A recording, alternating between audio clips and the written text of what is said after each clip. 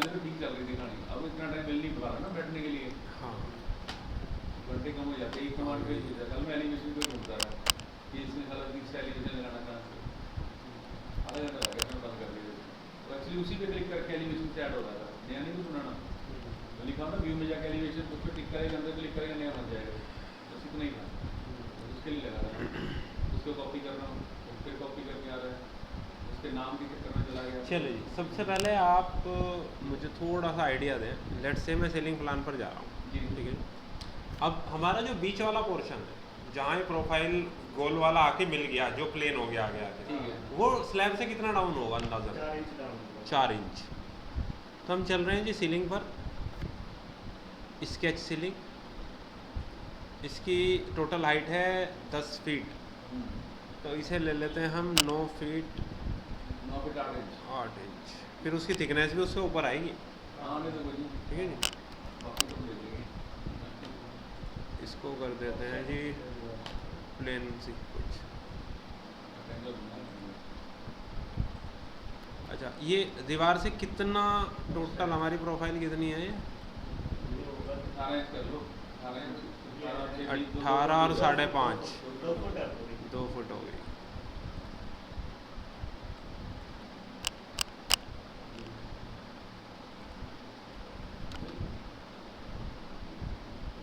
Space bar flip, ये हमारा centre वाला पार्ट है, ऊपर वाला। अब बात करनी है इस प्रोफाइल की। यहाँ हमें बनाना है एक स्केच जो हम स्वीप कर पाएँ, यानी कि ये सीलिंग टूल से बनेगा ही नहीं, ये हमें मैनुअली कंट्रोल करना पड़ेगा। उसके लिए हमें चाहिए generic model, model in place, generic model. Okay, अपने को नाम दे देते हैं। नाउ हमें स्वीप करना है, हमें पाथ बताना है। पाथ के लिए हमें चाहिएगा कोई वर्क प्लेन जहाँ हम स्केच बनाएंगे। अब इम्पोर्टेंट ये है कि साइड वाली ये जो प्रोफाइल है, ये वाली सबसे नीचे वाला पार्ट ये आएगा, ये कितनी हाइट पे होगा नीचे से? नीचे 9 फुट 9 फुट पे 9 फुट पे रहेगा। तो अब अगर हम यहाँ आए वापस, इसको बनाने से पहले आप एलिवेशन पे आओ, एक रेफरेंस प्लेन डिफाइन करो 9 फीट पर। वो 9 फुट 8 इंच है, आपने लिया तो 8 इंची में है ये सारा, नहीं 1 फुट में, 1 फीट में है ना। तो लेफ्ट साइड तो ये वाला पार्ट तो हमने 4 इंच नीचे लिया है ना उसको। ऊपर लिया इससे। सारा कुछ ऊपर ऊपर ही है इससे। इससे 8 इंच ऊपर लिया आपने। अभी जो ले रहे हैं इससे 8 इंच ऊपर लिया। स्लैब से 2 इंच 4 इंच डाउन है। हाँ। तो मेरा कहने का मतलब यही है। अच्छा, ये ऊपर जाएगी उसके, हाँ ठीक है ठीक है। ये 9 फीट आ गया। मैंने इस रेफरेंस प्लेन को नाम दे दिया सीलिंग, जो भी आप नाम देना चाहें। फिर वापस आ गए हम सीलिंग प्लान पर ही, और जहाँ हमें यूज़ करना था एक model in place, generic model. यहाँ हम सबसे पहले आते ही, या आप एक पहले स्वीप लगाएं। अब हमें पाथ बताना है। जब स्केच पाथ पे जाएंगे तो हमें अपने वर्क प्लेन को सेट करना है कि हम कहाँ बनाएंगे। तो हमने अभी एक नाम दिया था रेफरेंस प्लेन को, सीसी, उसको ओके कर दिया। तो अब मेरी पोजीशनिंग डिफाइन हो गई कि मैं जो पाथ बनाऊंगा वो अब हमारा 9 फीट हाइट पर बनेगा एग्जैक्टली। मैंने यहाँ जा कर के अपना रेक्टेंगल चूज़ कर लेना है। ये मेरा रेक्टेंगल है। मेरा स्केच हमेशा वहाँ बनेगा जहाँ ये डॉट दिखेगा, जो क्रॉस सेक्शन बनाना होगा मुझे। मैंने इसे ओके किया। अब मुझे बताना है प्रोफाइल। मैं सेलेक्ट प्रोफाइल करूँगा, एडिट प्रोफाइल करूँगा। ये पूछेगा ईस्ट से देखना है कि वेस्ट से देखना है। तो हमारे पास वेस्ट से खोल लेते हैं हम। जिस तरह की प्रोफाइल है, हमें इधर वॉल चाहिए।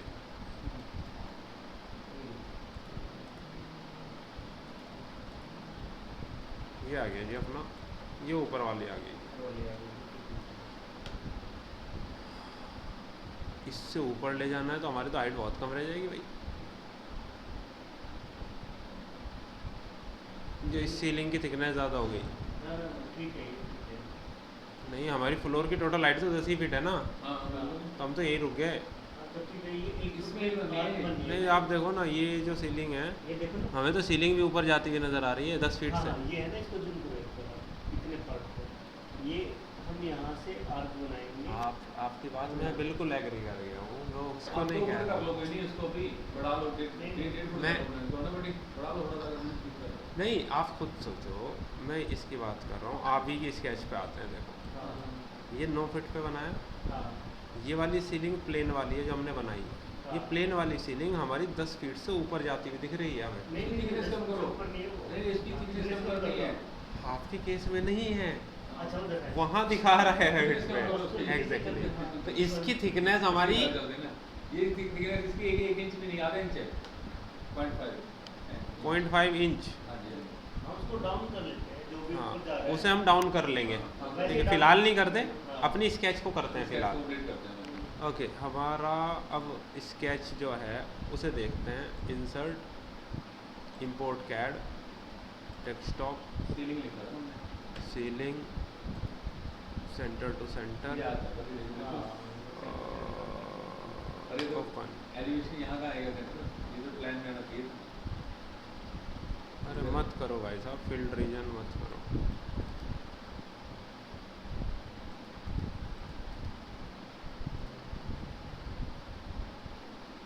सेंटर आएगा सर, तो उसमें आना चाहिए ना प्लान में, एलिवेशन में सेंटर पे कहाँ, कौन सा सेंटर है इसका एलिवेशन? तो देख रहा हूँ, हमने वो सिलेक्ट ही नहीं किया ना, वो फ्लोर प्लान ही शायद सेलेक्टेड था, यहाँ भी नहीं आया। लेकिन आया तो कहीं भी नहीं है।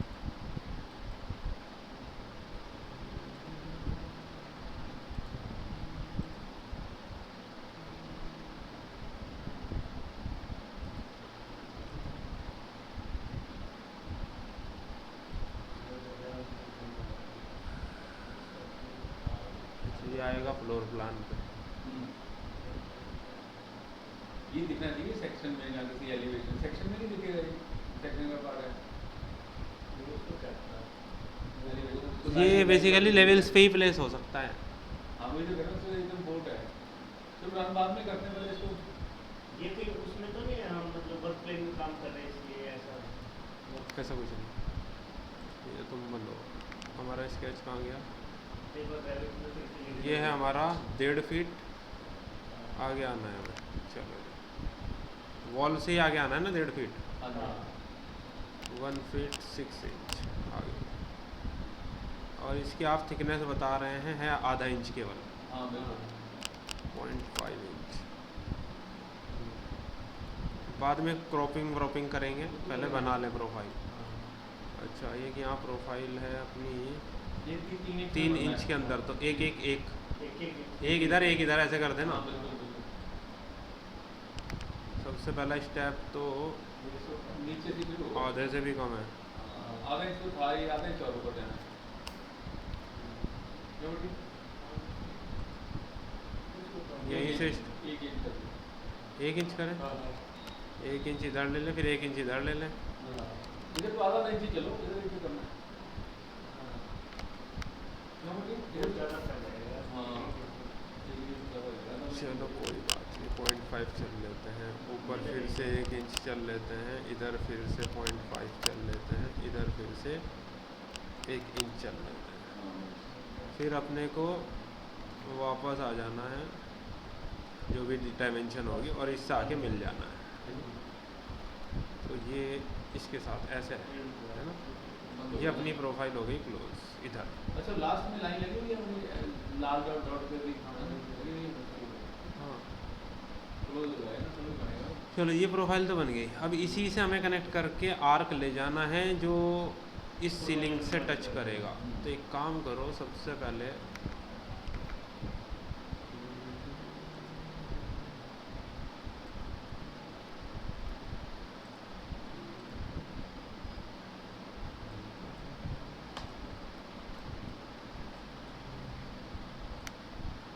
थ्री पॉइंट आर्क डायरेक्ट जा रहा आर्क है ढाई यहाँ इंच ऊपर है उससे, हैं? और इससे 6 इंच पीछे है। और तो में भी ले लो। Okay 2.5 inch. चलो जी,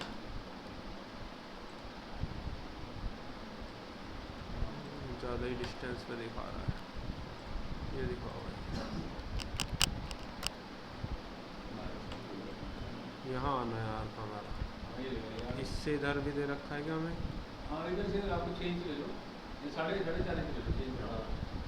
हाँ डालने के बाद चलो कहीं पर भी होगा। हाँ वो कैसे भी हाँ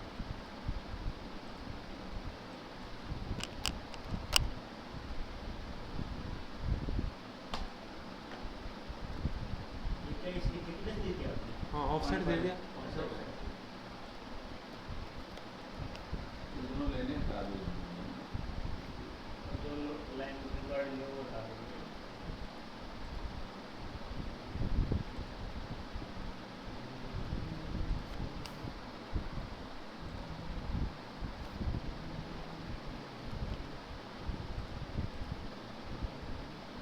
इसको भी 0.5 करो।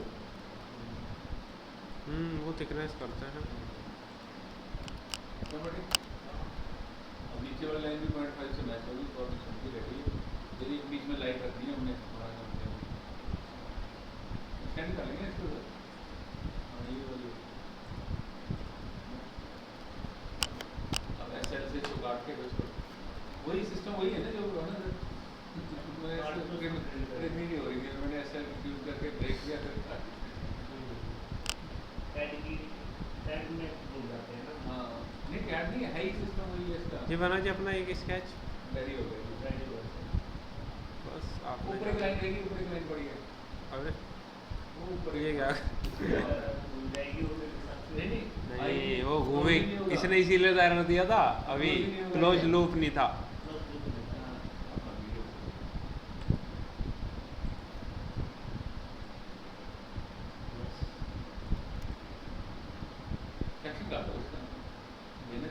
अभी हम बाहर ही नहीं आए ना।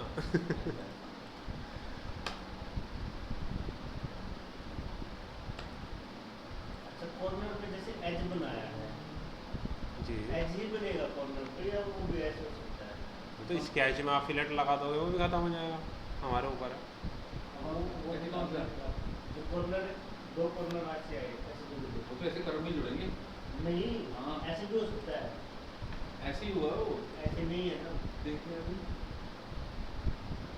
अच्छा अच्छा तो तेरे हिसाब से दोनों जगह प्लेन ऐसे जोड़ दिया। हाँ इधर का ऐसे आ गया उधर का हाँ ऐसे जोड़ा है तो लाइन आ रही है तो मतलब ये बीच सा ऐसे होना चाहिए।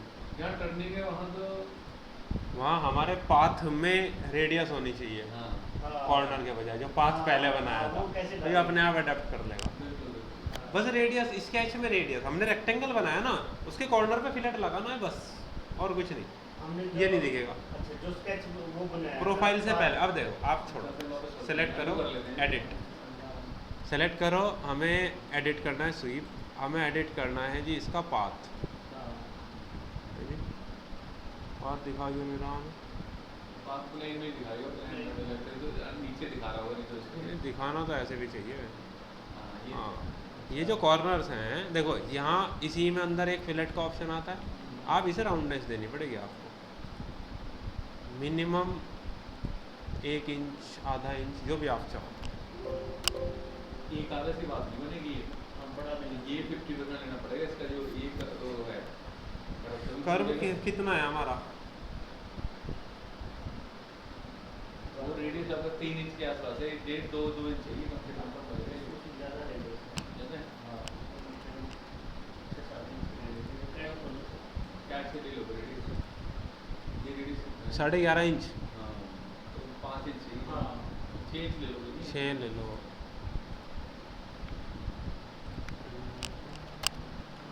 चेंज तो आधा ही हुआ, फिर भी नहीं पड़ेगा तो मुझे लगता है 12 इंच भी बनाना पड़ेगा। टर्निंग तभी तो होगी, ऐसे जो घुमाना है वो भी रेडियस 12 इंच चाहिए। हाँ 12 रेडियस बनेगी। हाँ 12 बनेगा तभी तो बनेगा, तो आधे में कट जाएगा वो, नया कुछ बन जाएगा। देखते हैं एक्सपेरिमेंट देख लो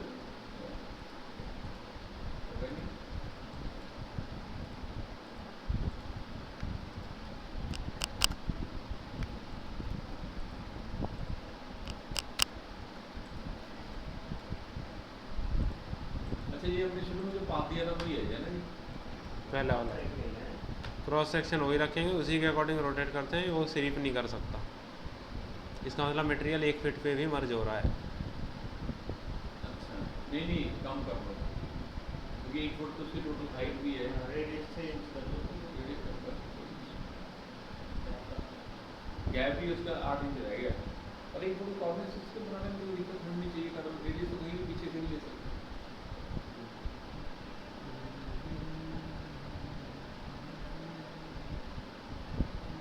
उससे यहाँ भी तो रेडियस वही अप्लाई करनी पड़ रही है ना। नहीं, यहाँ रेडियस आई नहीं, यहाँ तो सीधे सीधे जुड़ना है, यहाँ तो ट्रायंगल वो अल्टीमेटली आएगी वहीं पे। जब ऐसे घूमेगा पाथ के अलॉन्ग तो वो रेडियस यहाँ भी तो रिफ्लेक्ट होगी ना। हाँ, प्रैक्टिकल उसी के लिए तो कर रहे हैं। उसी के लिए कर रहे हैं कि कॉर्नर देखे। हाँ,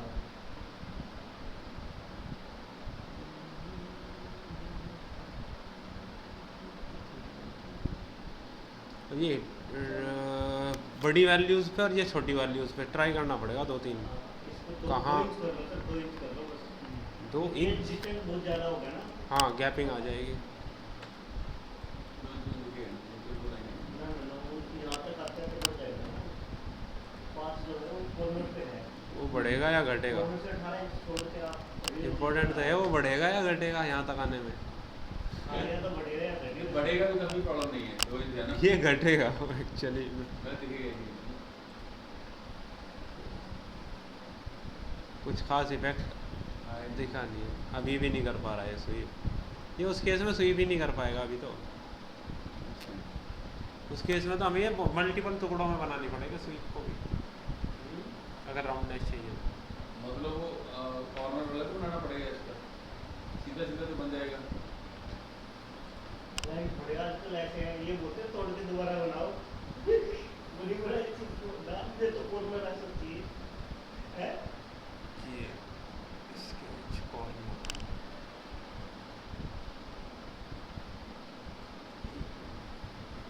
सर गड़बड़ पता क्या है, आपका जो रेडियस है ना, आपने 1.5 फुट पे 2 फुट पे रखा था बाहर वाला जो बात है। ये अगर वाला? नीचे हाँ नीचे बात वाला का एग्जैक्ट अगर इसी पे नहीं, एक मिनट नीचे वाला कितने पे रखा हमने, और बाहर 6 इंच निकाला था, तो हमारा टोटल ऐसा है वहाँ पे। हाँ, अप्रोक्स इतना ही आ रहा है। नहीं अप्रोक्सीमेट नहीं, आपने स्ट्रेट लाइन करी करी हुई है। अगर उसको जो एक मिनट हमने है, उसको यहाँ रख दें। मैं कहना आपने स्ट्रेट लाइन करी है, पीछे नहीं गए थे, अप्रोक्सीमेट दिखाना, सेक्शन दिखाना सर उसका एक बार, बैठ जाओ नहीं। हाँ नहीं, जैसे ये सेंटर लाइन नहीं बन रही है, अगर सेंटर लाइन को ही पाथ बना दें। एक मिनट पहले को सेक्शन देखते हैं, इसमें देखता है गड़बड़ कुछ है हमारे सेक्शन में, गड़बड़ तो नहीं है, सेक्शन में तो अगर पाथ हम इसका सेंटर बनाए, आर का जो सेंटर है वहाँ से बनाए तो वो फिर घुमा देगा वो। क्या तो ठीक रहा है जी, अपना अगर उसका जिस अपना 1.5 फुट लिया था, 1.5 फुट की जगह 9 इंच पे बनाए, हाँ, क्योंकि रेडियस उसका सर एंड में थोड़ी शुरू हो रहा है, रेडियस उसका बीच में शुरू हो रहा है ना। हम रेडियस वहाँ लगा रहे हैं, यहाँ रेडियस है ही नहीं।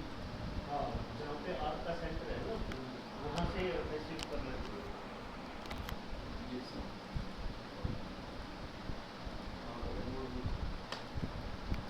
अब बताइए क्या कह रहे हैं। हमारा रेडियस शुरू कहाँ से हो रहा है, आगे शुरू हो रहा है ना, इससे 6 इंच 4 इंच छोड़ के। हाँ, ये ये तो क्या फ्लैट है, हम कॉर्नर तो बना कहाँ है, इसका कॉर्नर कहाँ आएगा होपफुली। हम जो स्विप लगा रहे हैं सर, वो ये इसका जो सेंटर है, ये हमें यहाँ नहीं पकड़ वो स्विप लगाना चाहिए। हम लगा रहे हैं यहाँ पे जो रेक्टेंगल लगा रहे हैं प्लान में, वो अगर हम यहाँ लगाते हैं फिर घुमा देगा ये। मतलब पाथ हम पीछे लेके जा रहे हैं, इसका पाथ होना चाहिए आगे थोड़ा सा। हाँ, तो स्केच को उल्टा बनाना पड़ेगा, इधर की स्केच बनानी पड़ेगी अगर पाथ हमारा सेंटर पे होगा तो। हमारा डॉट उधर था ना, अब वो डॉट खाली पाथ नहीं बदल सकते हम, प्रोफाइल वही रख के। अच्छा, अब हमें पाथ दोबारा से स्वीप भी करना पड़ेगा। दोबारा पाथ बनाएंगे फिर इसका मतलब पाथ भी दोबारा बनेगा, क्रॉस सेक्शन भी दोबारा बनेगा। अच्छा, ये भी सेक्शन ही दोबारा ड्राफ्ट करना पड़ेगा। उस स्वीप से काम ही नहीं चलेगा। क्रॉस सेक्शन को उठा के दोबारा पेस्ट नहीं कर सकते हैं। जेनरिक मॉडल जिसमें है वो अंदर से कॉपी पेस्ट नहीं कर सकता ना, दूसरा जेनरिक मॉडल बनाना पड़ेगा इस केस में। उसी पाथ में, पाथ को डिलीट करते ही आप नया पाथ, आपने उस पाथ के डॉट के अकॉर्डिंग स्केच बनाया है, उसकी लोकेशन बदल जाएगी दूसरे केस में पाथ को डिफाइन करते ही, तो आपको दोबारा नहीं बनाना पड़ेगा। अगर मान लो मुझे मल्टीपल जगह उसको यूज करना है, इस कमरे में इसका साइज है, दूसरे कमरे में छोटा, बट सारी थिंग्स सेम है, उसको वो तो कैड फाइल होनी चाहिए ना आपके पास। कैड फाइल आप उसको एक्सपोर्ट करके रखो, आप उसे इंपोर्ट करते रहो जहाँ जहाँ ज़रूरत पड़ती है। जनरिक मॉडल में उसका भी स्केल डाउन स्केल अप कर सकते हैं। नहीं कर सकते हो, या उसको कोई फैमिली बना के कर सकते हो, लेकिन इसको एज ए स्केच कहीं ना कहीं बना के रखना पड़ेगा सेव करना आपको। पड़ेगा ना। हाँ, इसी में से आप कॉपी पेस्ट नहीं कर सकते रहते हुए। ऐसे नहीं कैड में काम करते करते दूसरी फाइल में कॉपी कर देते हैं, ऐसे इसमें नहीं कर सकते। ये नहीं है 2 प्रोजेक्ट साइमल्टेनियसली खुले हैं, इधर से कॉपी किया इसमें पेस्ट मार दिया, नहीं, ऐसा नहीं है। ओके, सेलेक्ट करते हैं। अच्छा, जो आप कह रहे हैं कुछ आई थिंक हो सकता है, एक चीज़ माइंड में आई है अभी। हम इसको सेलेक्ट करके जब एडिट कर रहे हैं तो मेरा क्रॉस सेक्शन वही रखना है, हम पाथ ये है हमारा। अब आपका कंसर्न है ये पाथ यहाँ से हटा करके यहाँ ले आए। हाँ, फिर सेक्शन में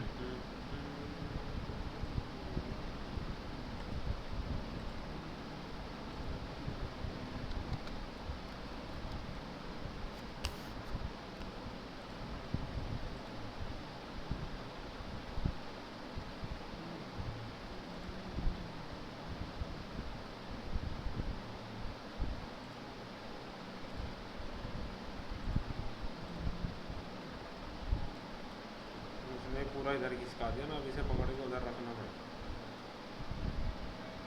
ये मूव करो कहानी फिर वही हो जानी, क्योंकि आपका पाथ तो वही, ये पॉइंट तो वही चला गया दूसरे। नहीं, बात इस पॉइंट की है ही नहीं कोई भी। अच्छा अच्छा, ये सही है, इस बात में तो उसको क्लिक करके इसको ये पॉइंट आगे हो गया। अब ये काम करेगा, अपनी जो चीज़ कर सकते हैं ऐसे घुमा दो। नाउ पाथ को हमें चेंज करना।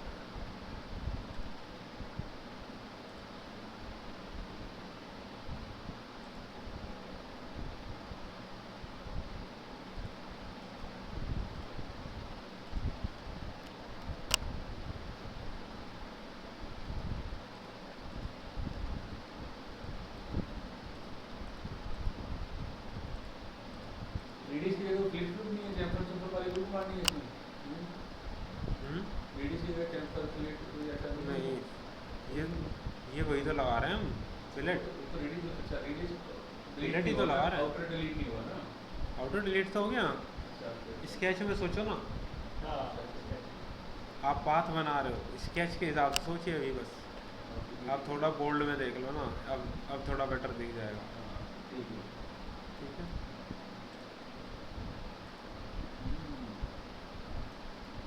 वो तो बढ़िया है। जब बाहर का इफेक्ट अंदर आएगा तो अंदर का इफेक्ट बाहर भी तो जाएगा। करना इसको भी दिखाना, इसको सेक्शन नहीं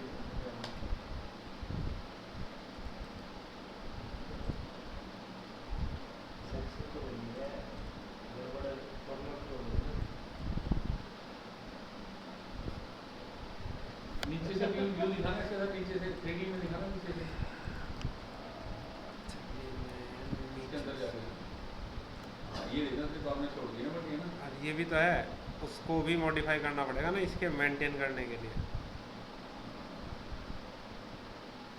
अभी फिलहाल दोनों दिख रहे हैं ना आपको।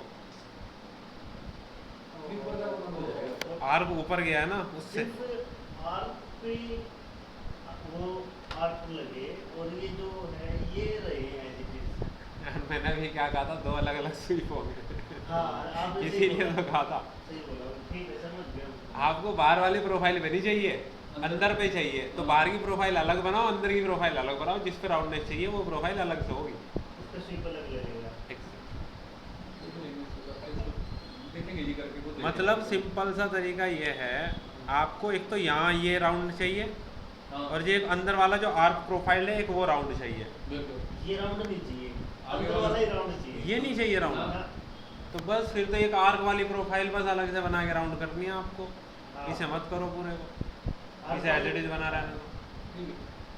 आर्क वाली प्रोफाइल का अलग अलग स्वीप। अलग से स्केच बना के अलग से स्वीप करो राउंडनेस के साथ, बस बात ही खत्म हो जाएगी। हाँ, ठीक है, इसको तो स्टेडी रहने देंगे। हाँ फिर ठीक है। तो जब ये स्ट्रेट रहेगा तो ये प्रोफाइल कॉर्नर्स पे बनेगी ही नहीं राउंड, बस आर घुमाओ और इसको करके छोड़ दो, सब सही चलेगा। बनना इसी तरीके से है, और कोई तरीका नहीं उसका, जेनरिक मॉडल से ही बनेगा। अच्छा सर, इनकी फैमिली भी बना सकते हैं? प्रोफाइल्स को फैमिली बना के रख सकते हो ना। हाँ, जैसे अभी ये हमने देखो, character फाइल काटा हुआ तो है। कॉमन बना के उसकी प्रोफाइल करते हैं। हाँ, फाइल न्यू फैमिली, और यहाँ एक जेनरिक प्रोफाइल का ऑप्शन होता है। सिंपल पकड़ो आप, मैट्रिक में प्रोफाइल का कोई ऑप्शन होगा, ये पड़ा जी, मैट्रिक प्रोफाइल। यहाँ देखो 3D का कोई टूल आएगा ही नहीं, लाइन में जाओ, जैसी प्रोफाइल बनानी है 2D स्केच विद डायमेंशन बना के अपना रखो और उसे सेव एज कर दो। उसको सेव एज करके उसमें फटाफट स्वीप लगाओ। फिर वो प्रोफाइल जहाँ चाहिए लोड मारो, खत्म। ये सही है। ये प्रोफाइल हमारी होगी तो एलिवेशन में भी लग जाएगी, जो कहीं भी लग जाएगी। एलिवेशन का हम निकाल के बनाते हैं ना वो बिल्कुल। ट्रेनिंग में। हाँ। ठीक है, किसी ट्रेनिंग को लगा हमारे सर। हाँ, वो सबसे अच्छा तरीका, सारी प्रोफाइल्स बनवा के अपना दो डायमेंशन के साथ, खत्म। ये सारी प्रोफाइल यूज़ हो जाएंगी आपकी, क्योंकि वहाँ दो ऑप्शन आते हैं ना, एक प्रोफाइल को सेलेक्ट करने के लिए, एक प्रोफाइल को बनाने के लिए। अच्छा, फैमिली के अंदर वो जेनरिक मीटर भी होगा, मीडियल भी होगा, दोनों ही होंगे इसमें। हाँ, वो तो वही है ना, आप जब फाइल न्यू फैमिली के लिए जाते हो, आप यहाँ ऊपर फोल्डर चेक करो, बैक आओ, इंपीरियल ये फैमिली का टेम्पलेट दोनों कैटेगरी में अलग है। ठीक है। ओके, ये बात हो गई जी हमारी, जो हम डिस्कशन कर रहे थे अपने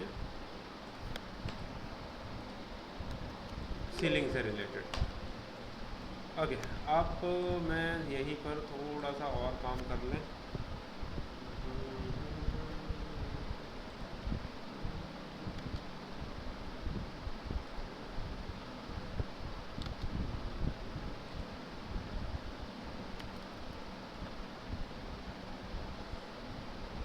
चलते हैं अपन मैनेज टैब। हम कल बात कर रहे थे मैनेज टैब पे, हम लास्ट डिस्कशन में थे ग्लोबल पैरामीटर, जो अटक रहा था, कुछ नहीं हुआ। हम ग्लोबल पैरामीटर को ओपन करते हैं। यहाँ किसी भी फैमिली से रिलेटेड आप कोई पैरामीटर डिफाइन कर सकते हो, in terms of text, in terms of dimension, कोई भी। मैंने कोई एक नया पैरामीटर डिफाइन किया और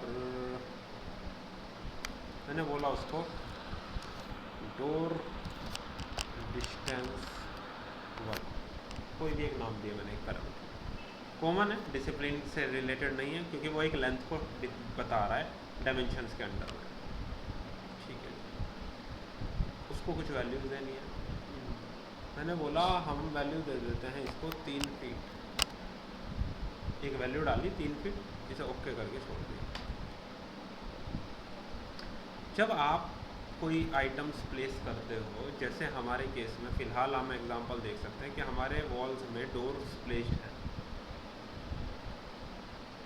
जब आप किसी डोर को सेलेक्ट करते हो, आपको उसकी कुछ डायमेंशंस दिखाई देती हैं कि डायमेंशंस कहाँ से बता रहा है, वॉल की सेंटर लाइन से ओपनिंग की सेंटर लाइन तक। हमें चाहिए वॉल के फेस से ओपनिंग के स्टार्टिंग या एंड तक। तो ये डायमेंशन जो ऑब्जेक्ट को सेलेक्ट करने के बाद दिखती हैं, इसे कहते हैं टेम्परेरी डायमेंशन। हमें अगर इससे रिलेटेड कोई सेटिंग करनी है तो manage tab, additional setting, annotation, temporary dimension, यहाँ आ जाते हैं। वॉल फेस से बताए डिस्टेंसेस, डोर विंडो की ओपनिंग्स को बताए, सेंटर लाइन ना लें। सेटिंग की, ओके कर दिया। अब आकर के सेलेक्ट करता हूँ, तो एग्जैक्ट इस फेस से वॉल यहाँ तक बता रहा है। मैं किसी भी ऑब्जेक्ट को सेलेक्ट करूँगा, सेलेक्ट करते ही मेरे पास फेस से बताएगा, यहाँ फेस से अब डिस्टेंसेस बताएगा। मैंने इस डायमेंशन को सेलेक्ट किया, जब टेम्परेरी डायमेंशन की साइड में हमेशा एक आइकन नज़र आएगा आपको, ये सिंबल हर टेम्परेरी डायमेंशन पर। ये है, अगर आप उस टेम्परेरी डायमेंशन को परमानेंट डायमेंशन में मेजर कन्वर्ट करना चाहते हो, आप यहाँ भी क्लिक कर सकते हो। ज़रूर नहीं है मैं डायमेंशन में जाके मेज़र ही करना इसको। आप जैसे ही इस पर क्लिक करेंगे, ये आपका परमानेंट डायमेंशन में बदल गया। ठीक, नाउ सेम यहाँ आ जाएं, सेलेक्ट करें,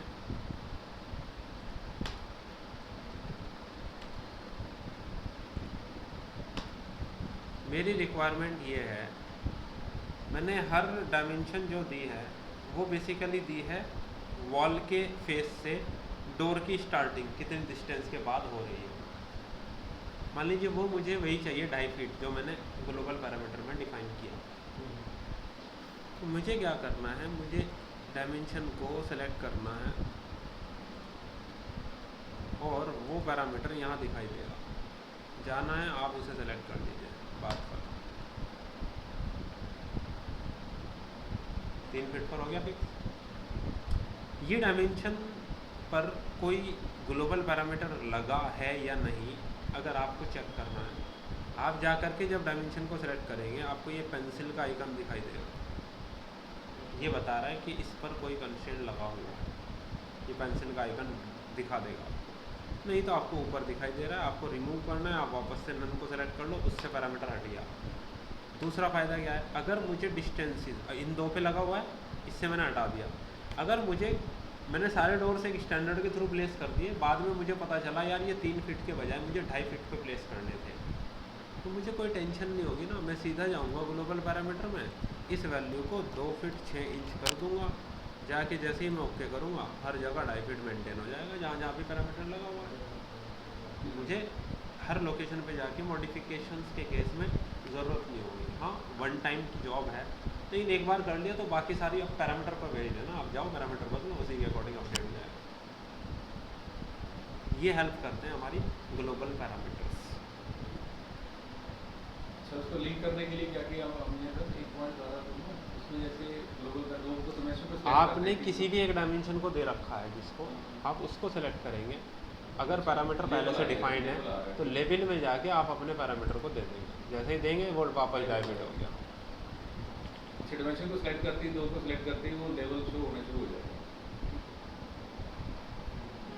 ठीक है, ओके, ये अपना होता है ग्लोबल पैरामीटर। बाकी प्रोजेक्ट पैरामीटर और शेयर्ड पैरामीटर्स हमने कल डिस्कस किए। उसके बाद हम यहीं पर आते हैं, एक बात है ट्रांसफ़र प्रोजेक्ट स्टैंडर्ड, यानी कि अपने प्रोजेक्ट के अंदर हमारे कुछ स्टैंडर्ड्स डिफाइन हैं, जैसे कौन कौन से family types, line weights, materials, view के टेम्पलेट्स हमने जो बना रखे हैं। हमें एक प्रोजेक्ट पे हमने मेहनत कर ली है, अब आप क्लिक करेंगे कि आपको वो डिटेल्स किसी दूसरे में ट्रांसफ़र करनी है, ये कहेगा ओपन नहीं है प्रोजेक्ट, यानी कि क्योंकि एक ही प्रोजेक्ट तो ओपन है प्रोजेक्ट 3 और कोई प्रोजेक्ट ओपन ही नहीं है। हमने बोला ठीक है कंट्रोल N, एक नया प्रोजेक्ट ओपन कर देते हैं, प्रोजेक्ट 4।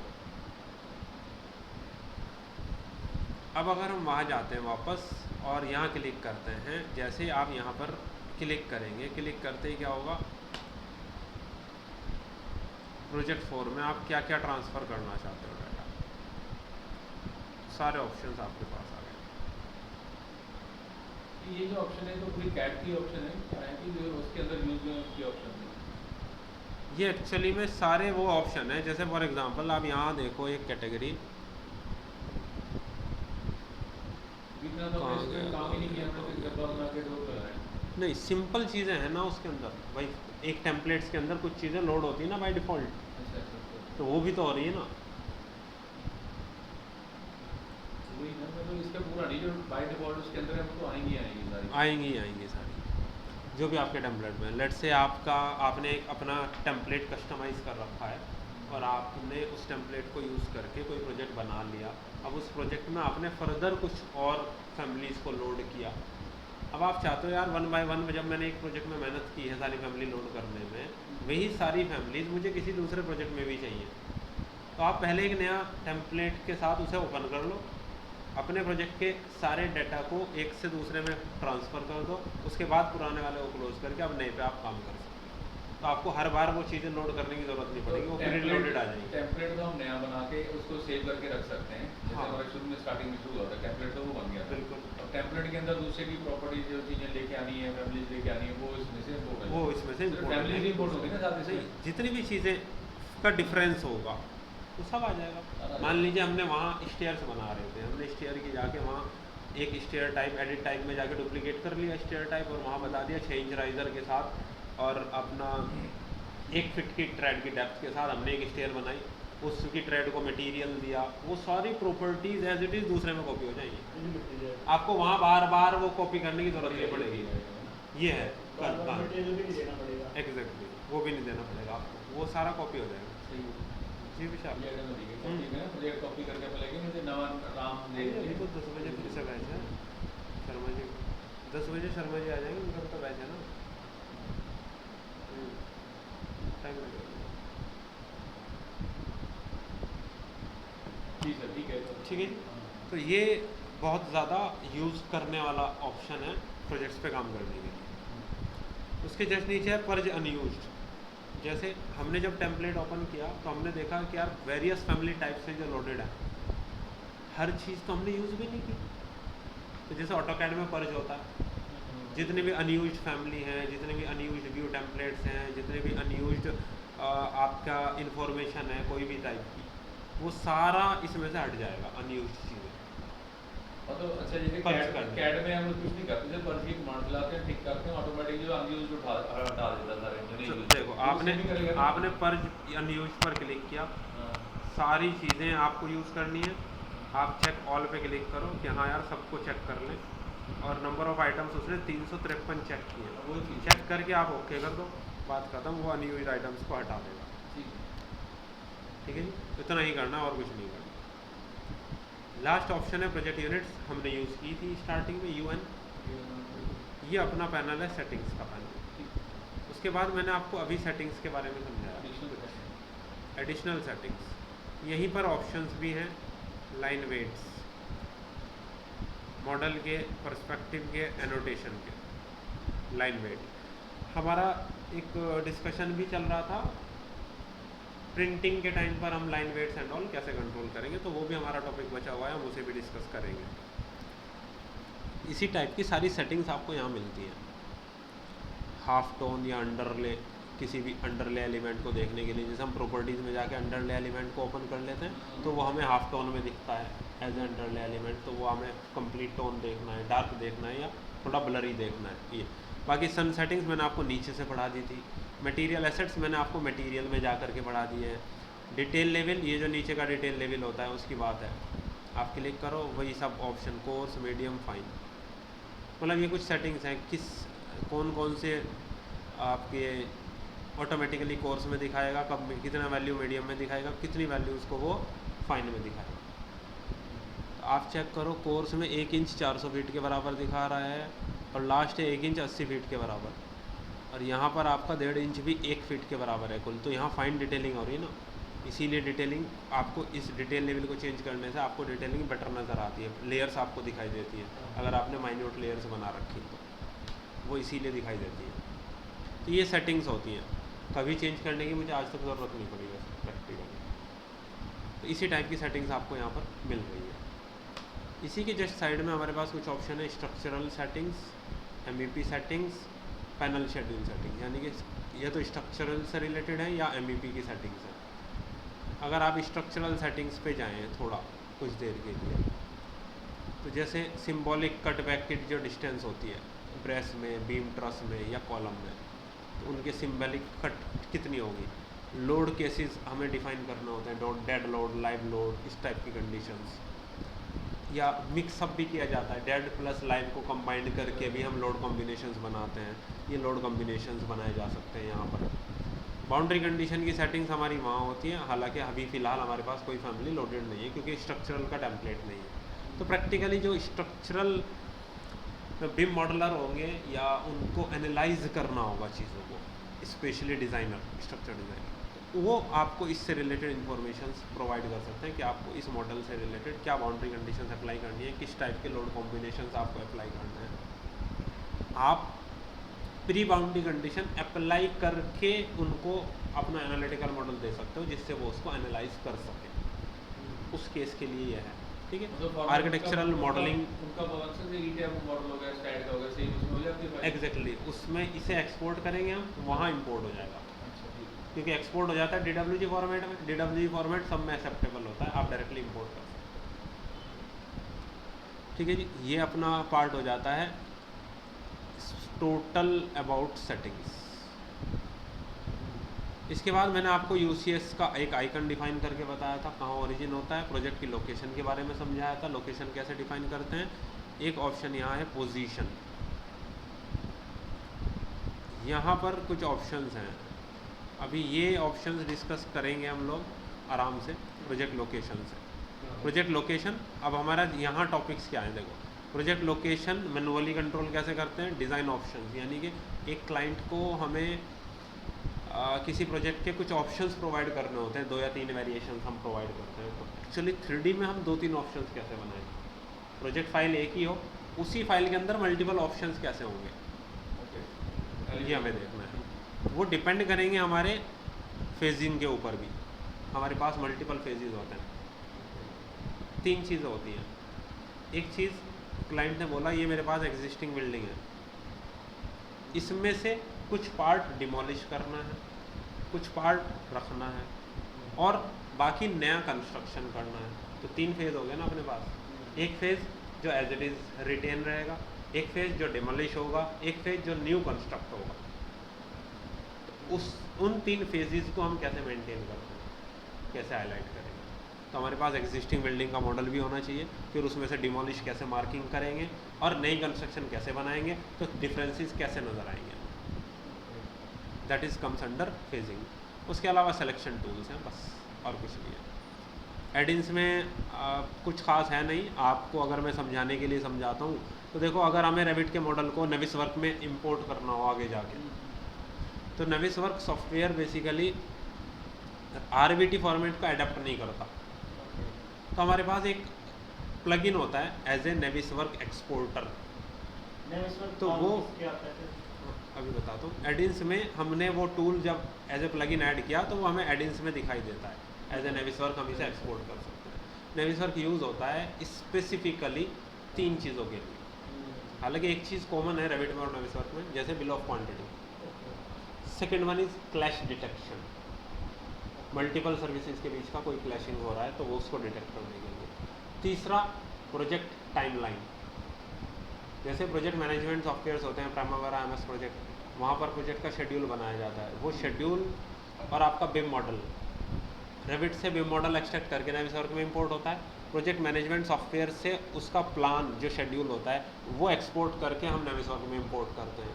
तो हम देखते हैं कंस्ट्रक्शन प्रोसेस एनिमेट होते हुए दिखते हैं, क्रेन चल रहा है, नीचे से फुटिंग फिलअप हो गई, इस टाइप के एनिमेशंस आपने देखे होंगे। वो एनिमेशन बेसिकली नेविसवर्क पे क्रिएट होते हैं, टाइमलाइनर्स। वो क्या अलग सॉफ्टवेयर है या इसी टाइप का? सॉफ्टवेयर ही अलग सेपरेट, सॉफ्टवेयर अलग, उसमें दिखाते हैं कि आपने पीसीसी डाल दी, अब ऊपर फ्लोरिंग कर दी। एग्जैक्टली। लेकिन वो जो जितना आसान सोचने में लग रहा है वो बहुत कॉम्प्लेक्स चीज़ें हैं। मैंने बोला ना, उसके लिए हमारे पास प्रोजेक्ट मैनेजमेंट का भी बेसिक नॉलेज होना चाहिए, मॉडलिंग का तो आ ही गया है। इन दोनों को कंबाइन करके कैसे हम नेविसवर्क पे टाइमलाइनर्स बनाते हैं उसके ऊपर डिपेंड करता है। ठीक है, तो ये प्लगइन्स के लिए यूज़ होता है प्रैक्टिकली। बाकी मॉडिफाइड टैब हमारा वो है। तो मोस्ट प्रोबेबली कल के लेक्चर में हम बाकी रिमेनिंग जो चीज़ें हैं वो कर लेंगे इससे रिलेटेड, फिर उसके बाद आगे की चीज़ें देखते हैं।